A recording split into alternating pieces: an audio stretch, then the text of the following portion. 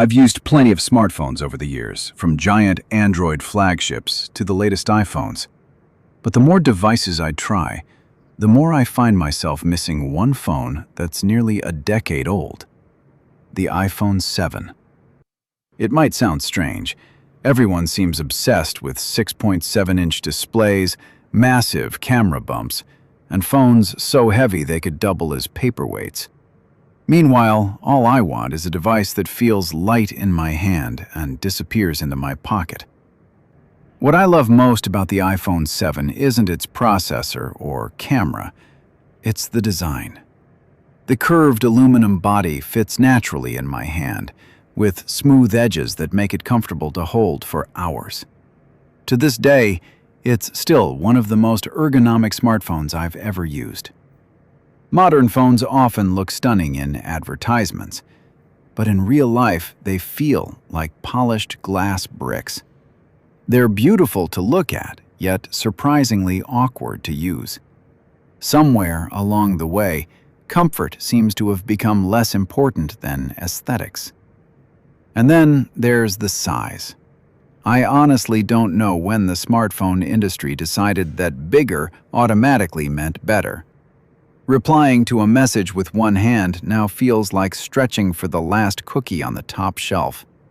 Reaching the corners of the screen requires finger gymnastics, and one-handed use has become more of a marketing term than a practical reality.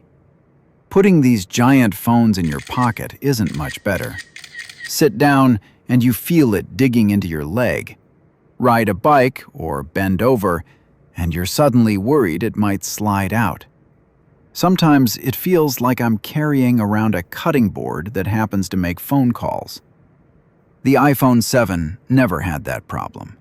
It was compact enough to use comfortably with one hand, and small enough to forget it was even in your pocket. Then there's Touch ID. I know Face ID is modern and impressive, but I still think the fingerprint sensor on the iPhone 7 is one of the best unlocking methods ever made.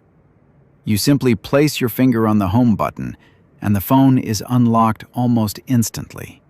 No lifting the phone to your face, no finding the perfect angle, no waiting for the camera to recognize you.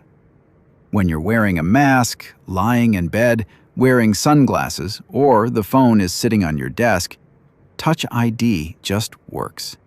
Fast, reliable, and almost effortless. After a while, unlocking the phone becomes muscle memory. You don't even think about it anymore. Ironically, many of today's flagship phones are powerful enough to edit 8K videos, run advanced AI models, and perform tasks that would have seemed impossible a few years ago. Yet, for basic everyday actions like unlocking the device or checking a notification, they sometimes feel less straightforward than older designs. Of course, I won't pretend the iPhone 7 beats modern devices in camera quality, battery life, or raw performance. Technology has moved forward, and that's a good thing. But I can't help asking one question. Why has something called a mobile phone become increasingly difficult to use comfortably with one hand? The industry seems obsessed with adding bigger displays, more cameras, more AI features, and longer specification sheets. Meanwhile, simple things like ergonomics, convenience, and ease of use often feel like an afterthought. For me, the curved body and incredibly responsive fingerprint scanner of the iPhone 7 remain one of the best combinations ever put into a smartphone. It wasn't trying to replace a laptop or a movie studio. It was simply designed to be a phone, and it excelled at that job. Sometimes I don't need a device that can generate images with AI or record cinematic videos in every imaginable format. I just want to send a message, make a call, browse the web, and unlock my phone instantly without thinking. Maybe that's why I still appreciate the iPhone 7 so much. It reminds me that great user experience isn't measured by screen size or the number of cameras. It's measured by how natural a device feels in everyday life.